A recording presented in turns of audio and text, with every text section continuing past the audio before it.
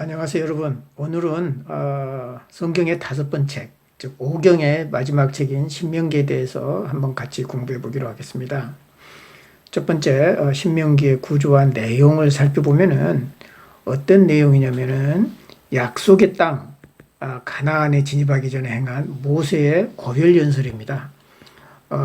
이제 이스라엘이 하나님께로부터 약속을 받은 그 가나안 땅으로 들어가기 바로 직전에 요단강 동편에서 이제 모세가 죽기 전에 행한 고별 설교에 해당이 돼요.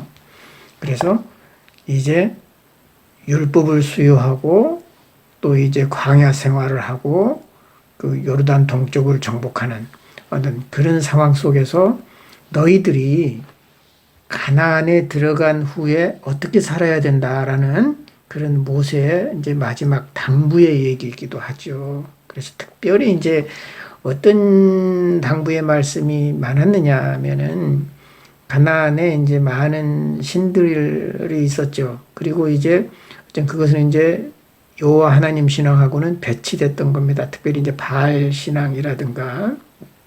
그래서 이스라엘이 하나님을 배반하지 않고, 즉 배교 행위를 하지 않고 오직 하나님께 신실할 때 이제 하나님께서 주신 그 축복을 받는다는 거예요. 그리고 그렇지 못한 사람은 이제 자손 3, 4대 이르러 저주를 받을 거다라고 하는 이제 그런 축복과 저주문이 굉장히 이제 강하게 어필하고 있어요. 그리고 이제 이런 그 하나님께 신실하라, 그리고 하나님께 충성되게 살아라. 그렇지 못할 때는 이제 상당한 심판을 받을 수밖에 없다라고 하는 이런 신명기 사상이 형성되기 시작한 거죠. 그래서 그런 사상들이 그 예언자 사상에 많은 영향을 주었습니다. 그럼 이제 신명기는 이제 어떻게 이제 구조가 더 이루어졌느냐? 신명기는 모두 34장으로 구성되어 있습니다. 그래서 먼저 이제 1장 1절에서부터 4장 43절에 보면 이제 모세가 그 호렙산에서 가나안 진입까지 역사를 해고합니다. 자, 이제 신명기에는 호렙산이라기보다는 시내산으로 나와 있죠. 그래서 이제 이집트를 탈출해서 어떻게 그 가나안 이제 바로 접경까지 이제 가나안 문턱에까지 오게 됐느냐라는 역사를 회고하면서 하나님의 인도하심과 은혜에 감사하는 거죠. 그래서 이제 그 하나님에게 충성되게 살아야 된다라는 얘기를 하는 겁니다. 이게 이제 바로 어쩌면 이제 첫 번째 그 소두가 되고 있어요. 이제 두 번째 소두는 이제 4장 44절에서 11장 32절까지인데요. 이스라엘에게 율법의 준수를 강조합니다. 하나님의 법을 이제 잘 지킬 것을 이제 요구하는 거죠. 그리고 이제 그 가운데에서도 핵심적인 율법 내용이 어디에 있냐면 신명기 12장에서부터 26장이라고 학자들은 얘기를 합니다. 이것을 이제 원신명기라고도 하고 핵심 율법이라고 하는데 어떤 학자들은 신명기 12장에서부터 26장이 원래 신명기였을 거다. 그리고 이것은 요시야 왕이 성전을 이제 다시 짓고 이제 그 종교 개혁을 하는 당시에 이제 성전 건축을 할 때 율법서를 발견하게 되죠. 그래서 그 율법서가 아마 신명기서 같은데 그 신명기서 전체가 아니라 아마 12장에서부터 26장이었을 거다. 이게 원신명기일 거다라고 이제 학자들은 주장합니다. 왜냐하면 그 신명기 12장에서부터 26장의 내용이 나중에 어떤 이스라엘의 그 역사서 그리고 예언서에 큰 영향을 미치게 되죠. 그 내용상. 그렇기 때문에 원래의 핵심되는 내용이 담겨 있을 거다. 이렇게 얘기를 합니다. 그 다음에 이제 세 번째 파트로서는 12장에서부터 26장까지죠. 여기서 이제 모세의 율법이 선포됩니다. 예배에 있어서 정결을 강조하고요. 그리고 이제 가나안, 새로 주어진 땅에서 어떻게 살아갈 거냐 하는 그 내용들. 그리고 이제 사회 구조와 제도, 그리고 이스라엘의 왕은 이렇게 해야 된다라고 하는 왕제도, 그리고 전통적 율법의 해석, 이런 부분들이 이제 나와 있는 거죠. 그다음에 이제 마지막 네 번째 파트로는 27장에서부터 34장까지인데요. 계속되는 이야기, 하나님과의 계약을 맺고 또 율법 준수에 따른 축복과 저주. 이제 이것이 굉장히 이제 축복과 저주문이 현대인들이 볼 때는 상당히 엄격해요. 그래서 굉장히 어두운 분위기를 많이 주죠. 왜냐하면 축복의 말씀은 참 듣기가 좋은데 그 강한 톤으로 얘기하는 그 저주의 얘기를 들을 때는 상당히 이제 편하지가 않죠. 신명기는 굉장히 강하게 이 축복과 저주 얘기를 하고 있어요. 이것을 축복과 저주문이라고도 하죠. 그리고 이제 가나안으로 진입하는 내용들이 이제 이 신명기의 전체 내용을 이루고 있다. 대략 이런 식으로 이제 신명기가 이제 이어집니다. 이제 두 번째 파트인 신명기 해설을 볼까요? 신명기는 어떻게 형성되었느냐? 신명기는 오경의 마지막 책이죠. 그래서 장세기부터 11개 하에 이르는 하나의 긴 이야기의 한 부분을 이루고 있습니다. 하나의 역사의 긴 역사 속에서 한 부분을 차지하고 있죠.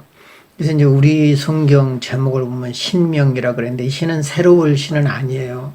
두 번째, 두 번째라는 그런 뜻입니다. 그래서 영어 성서의 제목을 보면은 듀테로노미, 그래서 듀테로가 두 번째라는 거예요. 노미가 법이란 뜻이죠. 그래서 두 번째 법이다. 그러니까 새로운 명령. 이 새롭다는 것은 뉴라는 어떤 그런 것보다 두 번째라는 그런 뜻이고 두 번째 율법을 의미한다. 첫 번째 율법은 뭐냐? 이제 여러분 같이 공부했듯이 출애굽기에서 이제 우리가 공부를 했죠. 시내산에서 모세가 하나님께 받은 그 계약법을 의미합니다. 십계명 같은 이제 이런 거죠. 그래서 두 번째 법은 모세가 죽기 전에 이제 요단강 동편에서 가나안에 들어가기 전에 이제 그 이스라엘 백성에게 행한 당부의 연설이 하나의 두 번째 연설로 간주되고 있다. 두 번째 율법으로 이제 간주가 됐다. 이런 뜻입니다.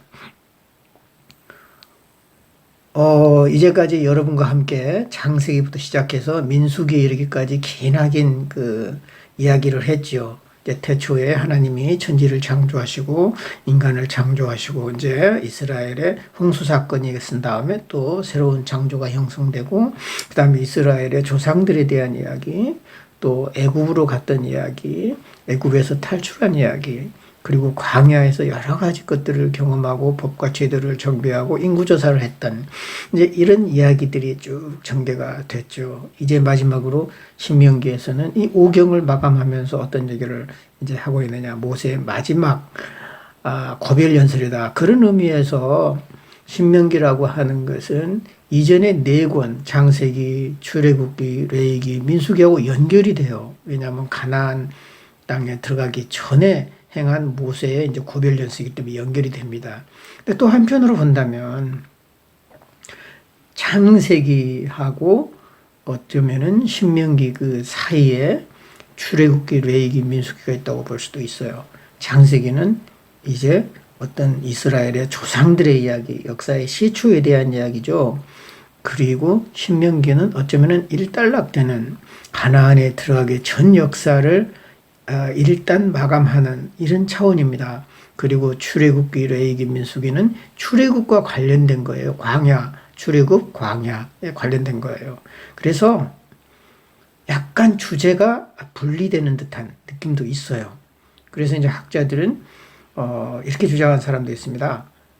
이제 오경이라고 이제 대체적으로 교회에서는 알고 있지만은 또 이제 구약을 연구하는 그 학자들은 사경까지 보자. 창세기, 출애굽기, 레위기, 민수기까지를 하나의 묶음으로 봐보자. 이렇게 말하는 사람들이 있고 이것은 이제 사경설이라 이렇게 얘기를 합니다. 그다음에 이제 두 번째로 이제 이렇게 오경의 이제 전통적인 견해가 오경이죠. 창세기, 출애굽기, 레위기, 민수기, 신명기. 그다음에 또 이제 어떤 학자들은 육경을 얘기해요.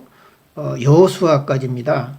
왜냐하면 이제 신명기로서 끝나지 않고 가나안에 들어가는 과정 중에서 여호수아가 이제 그 가나안 땅을 점령하는 이런 사건이 이제 있고 그런 이제 일들이 벌어지잖아요. 그런다고 해서 가나안을 완전히 정복했다거나 또 정착하기 이전이란 말이죠.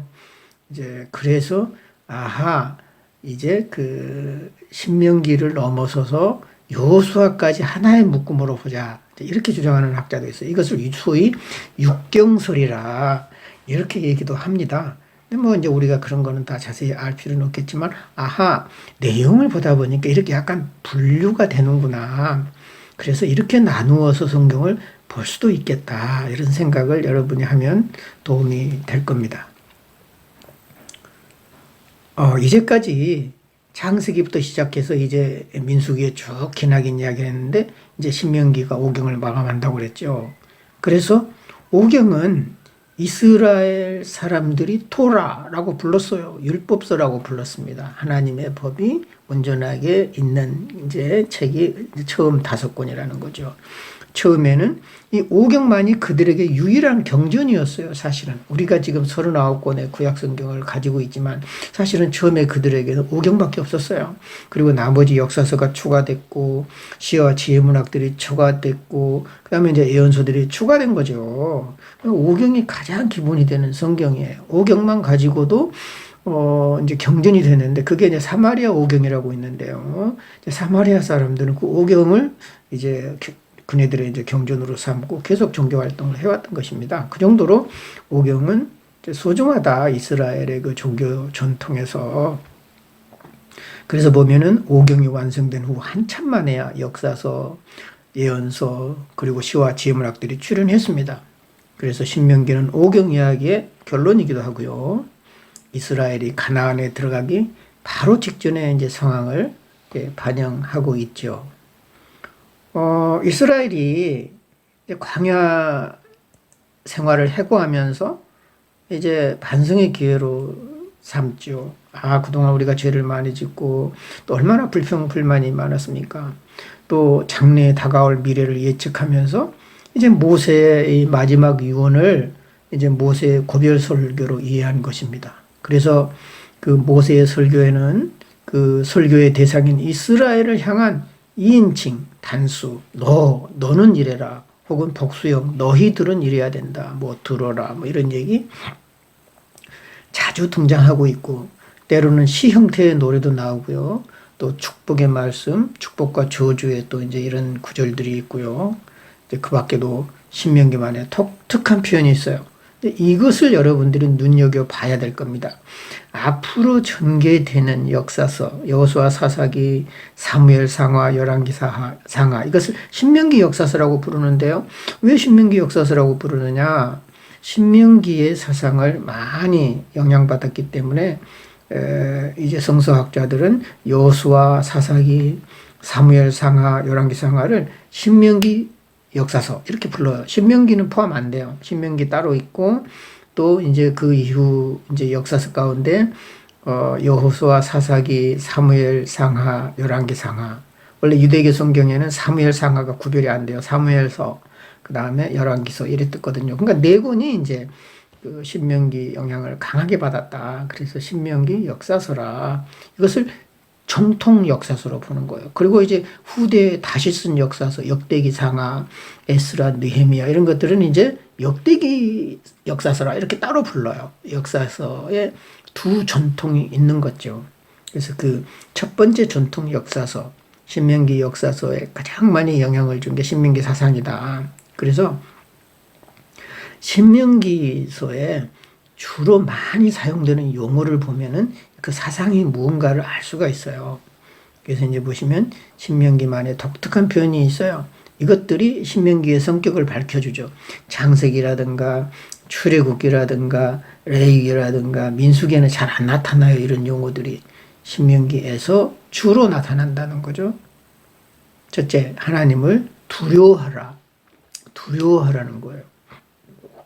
출애굽 같으면 내 앞에 다른 신을 섬기지 말라 뭐 그랬잖아요. 하나님을 두려워하라. 그 다음에 규례와 법도를 지키라. 가슴에 새기라. 지키라. 뭐 이런 얘기. 그 다음에 이제 세 번째는 다른 신을 섬김으로 하나님이 진노하신다. 이제 물론 이제 출애굽기 10계명 보면 내 앞에서 다른 신을 섬기지 말라 그랬는데 이제 하나님이 진노하시고, 또 하나님 보시기에 이스라엘이 악을 행한다는 말. 그리고 너희는 이집트에서 종살이 한 것을 기억하라. 이제 계속 그 역사의 아픈 역사를 기억하라는 거, 잊지 말라는 거예요. 우리도 마찬가지입니다. 우리가 아픈 시절이 많았잖아요. 옛날 고려시대 때 몽고 제국 이제 또 원나라에 또 이제 거의 뭐 복속되다시피 뭐 이렇게 고통을 겪지 않았습니까? 원에 거의 속국이다시피 고통을 겪지 않았습니까? 그래서 몽고풍이 우리나라에 유행할 정도로 굉장히 우리나라는 몽고화 많이 돼 있었죠. 그리고 또 이제 그 후로도 이제 뭐 중국에 있는 뭐 명나라라든가 또 최근에 들어와서 뭐 여러 가지 강대국들 그리고 뭐 일본에 또 그 압제를 많이 받아왔는데 이런 것들을 너무 쉽게 잊어버리면 안 돼요. 왜냐하면 잊어버리면 또 그런 그 고통이 또 올 거거든요. 우리가 잊지 않았을 때 우리나라를 지킬 수 있는 거죠. 그걸 잊어버리면은 또 그런 이제 상황으로 갈 수밖에 없다. 그래서 너희는 이집트에서 종살이 했던 것을 결코 잊지 마라. 이 얘기를 계속 강조합니다. 신명기는 이스라엘에게. 그래서 여호와 하나님이 이스라엘을 택하셨다. 6번째고 7번째는 하나님께서 땅을 기업으로 주셨다. 이제 땅의 얘기는 레위기에도 많이 나왔지 않습니까? 땅을 기업으로 줬으니까 너희 재산을 줬으니까 지키라는 거예요. 이런 식의 표현이 이제 종종 발견이 됩니다. 이제 신명기는 모세가 그 요단강을 건너기 바로 직전에 이제 모압이라고 하는 나라가 있지 않습니까? 거기에 이제 모압 평지가 있었는데 그 모압 평지에서 행한 연설처럼 보이지만 사실은 신명기는 그보다 훨씬 후대인 유다의 요시야 왕 때 정리된 것으로 보인다. 이제 이런 것은 이제 우리가 교회에서 잘 듣기 어려운 거죠. 그래서 이제 학자들이 연구해 봤습니다. 신명기 요시야 왕이 성전을 수리하다가 발견한 율법서가 있다. 이 정도로 나와요, 성경에는. 근데 그것이 그 율법서가 뭐냐?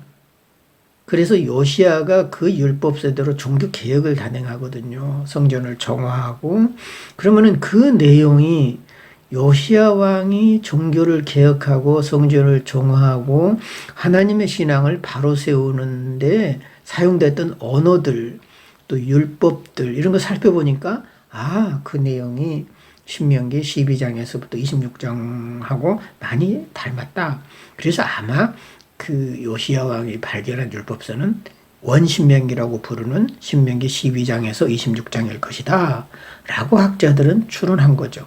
그래서 요시야가 성전을 수리하다가 발견한 율법서가 신명기의 핵심을 이룬다고 말합니다. 그래서 신명기 12장에서 26장을 원신명기라고 부르는데 이것을 근거로 요시야는 종교개혁을 단행했다는 것입니다. 첫 번째 설교를 보면은요, 1장에서부터 이제 4장 43절까지를 우리는 첫 번째 설교라고 부르는데요. 모세는 광야를 유랑하는 동안에 체험했던 하나님의 인자하심을 기억하면서 이제 설교를 합니다.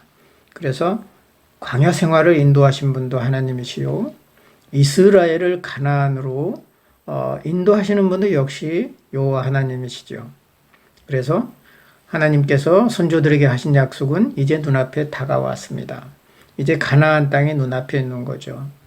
그 약속은 땅이 없어 떠돌이 생활을 하며 이집트의 종살이로 살았던 이스라엘에게 젖과 꿀이 흐르는 땅을 준다는 것이었습니다. 땅에 대한 약속이에요, 사실은. 그래서 먹고 살 터전을 만들어준다는 거죠. 생명의 기반을 주신 거죠. 그래서 땅에 대한 약속은 아브라함에게 하신 최초의 언약이었습니다. 이제 수많은 그 자손들과 함께 내가 준 땅에 거하면서 번성하리라 하는 거죠. 그래서 그 언약이 이제 성취되는 순간입니다. 그래서 이스라엘은 하나님의 말씀에 순종해야 됩니다. 그래야 더 큰 축복이 미래의 이스라엘을 아마 기다릴 것입니다. 근데 이제 하나님의 약속이 그렇게 우리가 원하는 대로 빨리빨리 이루어지지가 않죠. 40일이면 당도할 가나안 땅에 40년이 걸린 거예요. 왜 이렇게 약속이 더딘 거죠? 우리는 40일이면은 이루어지리라 생각했던 거를 40년 동안 기다릴 수도 있다는 겁니다. 그래서 보면은 아브라함을 축복하신 하나님은 이스라엘이 이집트에서 고생하는 동안 뭘 하셨길래 이렇게 이스라엘을 오랜 동안 고통받게 하시는가? 너무도 오랜 기간 동안 이스라엘을 돌보지 않는 하나님의 속셈은 무엇인가? 이렇게 원망할 수 있겠습니다. 사람들은 요단강 동편에서 가나안을 바라보면서 갖가지 상념에 아마 젖어 있었을 겁니다. 이때 모세는 얘기합니다. 그렇게 고생하고 하나님이 광야 생활을 하게 한 이유, 그 이유는 이스라엘이 그들을 광야로 이끌어내신 해방자 하나님을 신뢰하지 않았다. 다시 말씀드리면은 왜 이스라엘 사람들이 광야에서 그 오랜 생활을 해야만 됐을까? 가나안에 들어가기 전에 하나님과의 신뢰 회복이 먼저라는 겁니다. 신뢰가 있기 전에 가나안에 들어가게 되면 또 어려운 상황을 이제 맞이하게 되는 거죠. 그래서 또 우상의 형상을 조각하여 하나님의 진노를 자초했기 때문이라고 말합니다. 우리가 다 알고 있지 않습니까? 모세가 잠시 자리를 비우고 시내산에 올라간 사이에 백성이 무엇을 했습니까?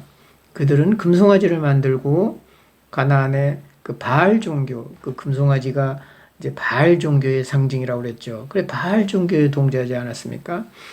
이스라엘의 이런 비신앙적인 행동이 약속의 땅에 들어가는 것을 지연시켰다는 겁니다. 그래서 이제 하나님은 이스라엘뿐만이 아니라 암몬이라든가 모압이라든가 에돔, 이스라엘의 그 주변 나라들 또 축복합니다. 이것은 하나님의 주권이, 다시 말씀드리면 하나님은 이스라엘의 하나님만이 아니라 온 우주의, 온 세상의 하나님임을 선포하는 겁니다. 그래서 인간과 땅의 모든 것들은 여호와 하나님, 이렇게 온 우주적으로 역사하시는 하나님에 대한 개념은 사실은 초기에는 나타나지 않아요. 초기에는 이스라엘에 국한해서 이제 하나님이 이제 그 활동하시는 또 그 이스라엘과의 관계 속에서 주로 나타나지만은 시간이 갈수록 이제 온 우주, 다른 나라, 큰 나라도 이제 하나님께 속한 거다. 이런 개념이 이제 나중에 나온다는 거죠. 그래서 상당히 후대에 나와요.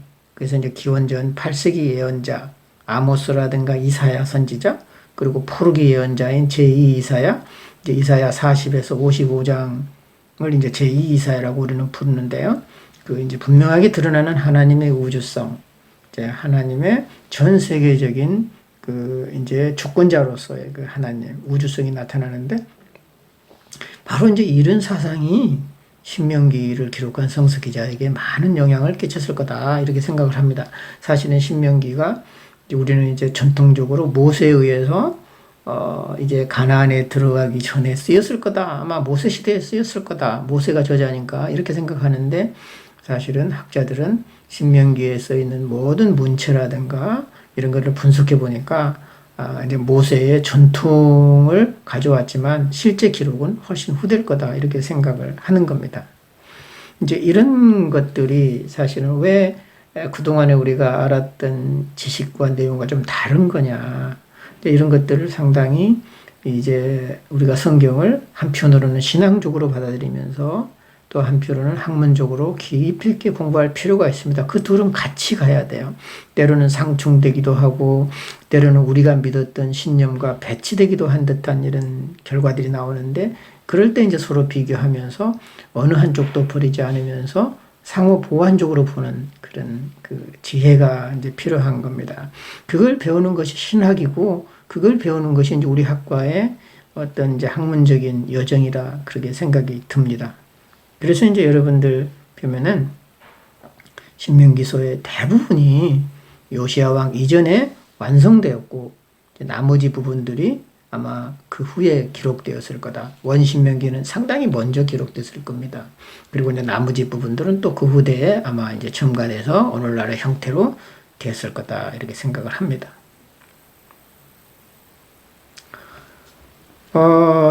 이제 모세의 그 두 번째 설교를 볼까요?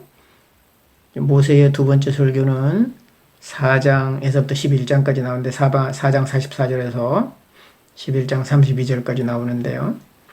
출애굽기에서 언급된 10계명이 또 신명기에 나와요. 여러분은 우리가 출애굽기에만 이제 그 십계명이 나오지 않은데 신명기에도 또 나온단 말이죠. 근데 약간 달라요. 왜 다를까요? 그런 이제 그런 것들을 분석해 보는 겁니다. 신약 성경도 그러지 않습니까? 우리가 잘 알고 있는 그 주기도문도 마태복음이 있고 누가복음이 있어요. 약간 달라요. 근데 이제 일반 교회에서는 이제 마태복음을 많이 사용하죠. 우리 개신교에서는. 근데 또 가톨릭 이제 교회에 가면 또 누가복음을 또 많이 사용하는 걸 보거든요. 그러니까 이제 어느 것이 맞냐가 아니라 그것을 이제 그 쓰신 분들 혹은 이제 그 예수님의 말씀을 남긴 그 신앙 공동체의 기억이 조금씩 달랐을 뿐이에요. 예수님의 제자도 어떤 제자는 이렇게 기억하고 어떤 제자는 이렇게 기억하고 그 둘 중에 어떤 것이 더 맞다라고 확인할 길은 거의 없어요. 그러나 때로는 그 둘을 보완해서 또 볼 필요도 있습니다. 그래서 어떤 경우는 또 예수님께서 산상수훈에 보면 산에서 설교한 곳으로 나오지만 또 어디는 또 평평한 곳에서 설교한 곳으로 나오고요. 그러니까 다 비슷비슷한 것지만 약간씩 달라요. 그렇기 때문에 성경에도 유사한 얘기가 약간씩 다르게 표현된 부분도 많이 있습니다. 그럴 때 여러분들은 이제 그것을 비교 분석하면서 이렇게 어떤 사람은 또 약간 수정하기도 해요. 나중에 기록한 사람은 또 앞에 또 빠진 부분을 보충하기도 하고요. 이제 이렇게 역사적으로 쭉 시간이 가면서 문서는 변화한다. 그것이 나중에 모아지다 보니까 약간 상호 모순된 것처럼 보일 뿐이에요. 그런 부분들을 여러분들이 이제 문학적인 분석을 통해서 공부하게 되는 거죠. 이게 학문적인 과정인 거예요. 공부하는 과정이에요. 뭐를 믿고 안 믿고 어떤 것이 사실이냐 아니냐 이거보다도 그 과정이 중요한 거예요. 그러면서 어떻게 인간은 생각하고 사고하고 결정을 내리느냐 그런 것을 여러분이 배우는 거죠. 그래서 이제 신명기에 나타나는 십계명 5장 1절에서부터 27절과 출애굽기에 나오는 십계명 출애굽기 20장 1절에서 21장의 차이점을 보이고 있어요. 그 순서는 대략 일치하고 있지만 세밀한 조항이 다르게 나타나고 때론 강조한 말이 이제 덧붙여지기도 합니다. 그래서 두 십계명 사이의 차이점은 안식일 준수에서 이제 나타났는데 이제 출애굽기는 안식일을 하나님의 창조하고 6일 동안은 창조하시고 7일째 쉬었다. 그래서 창조 과정의 일부로 강조하는데 신명기는 이스라엘이 이집트에서 종살이 했던 것을 전제로 하고 있다. 그래서 이집트에서 종살이 하느라 지쳤으니 이젠 쉬라는 거죠. 그러니까 시대가 바뀌면서 이 해석도 달라지는 겁니다. 이제 그 동일한 어떤 십계명을 얘기하더라도 기록된 연도에 따라서 기록된 공동체 혹은 사람들에 의해서 약간 강조점이 달라진다는 거죠. 그래서 결국 출애굽기 십계명은 그 이제 안식일이라고 하는 그 제의적인 성격이 강한 반면에 신명기의 정신은 사회적인 성격이 두드러져요. 예를 들면 신명기가 강조하는 것은 안식일이 되면 사람은 말할 것도 없거니와 동물도 쉬어야 돼요. 그러니까 상당히 생각이 이제 넓어지는 거죠. 이것은 후대의 상황을 반영하거든요. 그래서 이것은 다분히 안식일 제도의 발전적인 측면을 보여주며 신명기 저자의 사회적인 관심을 드러낸다고 볼 수 있습니다. 이제 모세가 받은 이제 십계명 두 돌판이죠. 그래서 이제 여기 이제 두 가지 형태의 십계명을 한번 비교를 해보자면 이제 십계명의 구조는 1에서부터 4계명은 이제 하나님에 대한 의무가 나타나 있고요. 그다음에 5번째부터 10번째 계명은 이웃에 대한 이제 윤리적 계명이 언급되고 있죠. 그래서 10가지 중에 4개는 하나님에 대한 의무사항, 그리고 10가지 중에 6가지는 사람에 대한 의무사항이에요. 이걸 유심히 살펴봐야 됩니다. 우리 기독교인들이 하나님을 많이 존중하고 하나님 위주로 살아가는 것은 분명하지만 정말 하나님이 원하시는 것은 어쩌면은 10가지 중에 6가지는 이웃에 대한 거란 말이죠. 그리고 4가지만 나한테 대한 건데 그걸 지켜 이렇게 얘기한 것을 우리는 되새겨볼 필요가 있습니다. 십계명 이제 내 이 법을 지키면 축복하고 이 법을 지키지 않으면 저주하겠다라고 하는 십계명과 또 그 히타이트라고 하는 그 이제 나라가 있었잖아요. 그 헷 족속이라고 성경에는 나오는데 그 히타이트 나라 이제 제국이었는데 그 제국이 침략한 나라들하고 계약을 맺은 거예요. 너희들이 나한테 충성하면 내가 너희 지켜주마. 그래 아니면 너희들이 배반하면은 너희들의 그 왕을 죽이고 또 아니면 너희들의 재산을 보장 못 해주고 이제 이런 이제 계약을 맺는 거죠. 그래서 이 전문에 보면 이제 왕의 이름과 칭호와 부속물이 나타나고 역사적인 배경 서문에는 두 당사자 계약을 맺는 두 당사자 간의 이전 관계 네가 이랬으니까 내가 지켜줬고 뭐 이런 관계 그 다음에 이제 조약의 조항들 왕에 대한 봉신의 요구에 따른 상세한 목록 그 다음에 이제 축복과 저주 이 계약을 잘 지키면은 너희를 축복해서 내가 잘 살게 해주지만 계약을 지키지 않으면은 너희를 징벌하겠다 뭐 이런 의무 이행에 따른 저주와 축복 이런 것들이 신명기 어떤 이제 신명기나 출애굽기에 나오는 십계명과 상당히 그 제국들의 제국들이 자기가 침략한 그 나라들과 맺은 봉신조약과 상당히 유사하다 그런 형식을 볼 수가 있습니다. 그래서 이제 문서와 연대 언제 이렇게 문서화 됐을까?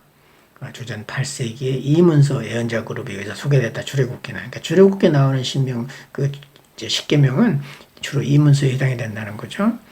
이문서라고 하는 것은 하나님을 이제 엘로힘이라고 부르는 기자라고 그랬죠. 그리고 최종적으로 기원전 587년에서 530년경 이거는 이제 바벨론 포로기죠. 이때 바벨론 포로기 때 이제 D자료 이건 신명기 자료입니다. 그래서 D자료가 형성됐을 때 아마 신명기 십계명이 이제 소개됐을 거다. 이제 그런 거죠. 그래서 사회적인 관심이 훨씬 더 많다. 두 자료의 삶의 자리라는 것이요. 어떤 그 이제 출애굽기의 이제 십계명과 신명기의 십계명의 그 이제 삶의 자리라고 하는 것은 그것이 사용된 또 발생된 이제 상황과 배경이라는 뜻입니다. 그 상황과 배경이 달라요. 여기 보시면은 출애굽기의 십계명은 시내산 계약과 정기적인 계약 갱신 의식과 관련이 있다. 반면에 신명기의 십계명은 도시와 마을과 시골에서 종교 지도자들에 대한 아마 교육용으로 쓰였을 거다. 이제 이렇게 학자들은 생각을 합니다. 십계명의 뿌리를 보면은 시내산 계약에 뿌리를 두고 있죠. 애굽에서부터 구출, 또 신명기 문서와 예언자에게 영향을 줬다. 따라서 십계명은 제의에서 유래한 것이 아니라 하나님과 이스라엘 간의 계약에서 유래한 거다. 그래서 오히려 신명기 문서는 이제 신명기 역사서와 예언서, 특히 예언자들의 사상에 많은 영향을 끼치게 되는 거예요. 두 신명기를 비교하면은 출애굽기에 보면은 안식일을 기억하라 이렇게 나온다면 신명기는 안식일을 지켜라. 여호와 하나님이 내게 명한 대로 이런 말이 있어요. 이제 신명기는 그러니까 이것은 이전에 이제 그 출애굽기에 있는 이제 신명기를 기억했다는 얘기죠. 이제 신명기에 나오는 이제 십계명은 그래서 이전의 십계명을 알고 있는 거예요. 거기다가 추가하는 거죠. 그래서 이제 그 안식일을 이제 설정하는 이유는 하나님의 창조 질서의 일부다 이렇게 얘기를 하는데 신명기는 이집트에서 그만큼 고생하지 않았느냐. 그래서 사람과 동물이 쉬어야 된다. 그리고 하나님의 은혜를 강조하는 차원에서 좀 달라요. 안식일에 대한 준수도. 그리고 이제 여기 보시면은 이제 네 번째 이렇게 보면은 출애굽기에 보면 출애굽기에 다른 신을 섬기지 말라. 이게 신명기적 어투, 또 질투하신 하나님. 그래서 이제 이런 신명기가 사용하는 어투가 이제 출애굽기에서 나오는데 이것은 상당히 후대에 삽입됐을 가능성이 많다. 이런 얘기를 이제 합니다. 그래서 이제 십계명의 다양한 전승을 보면은 불완전한 본문 요약이다. 뭐 이렇게 나오는데, 이제 이런 건 굉장히 전문적인 얘기예요. 그래서 십계명은 이스라엘의 법전의 기초가 되고 그 후 예언자들에게 영향을 줬다. 그래서 주로 예언자들이 이제 엘로힘 문서라고 하는 이 문서에 예언자 그룹이 많아요. 그래서 그 십계명은 예언자와 신명기 사가들에게 많은 영향을 준 거다. 이제 이런 얘기입니다. 좀 더 이제 여러분들이 나중에 성경을 좀 자세히 읽다 보면 하나의 이제 어떻게 성경을 연구하는가 이렇게 비교 분석하는 방법론을 여러분에게 얘기하기 위해서 이런 이제 십계명을 비교를 했습니다.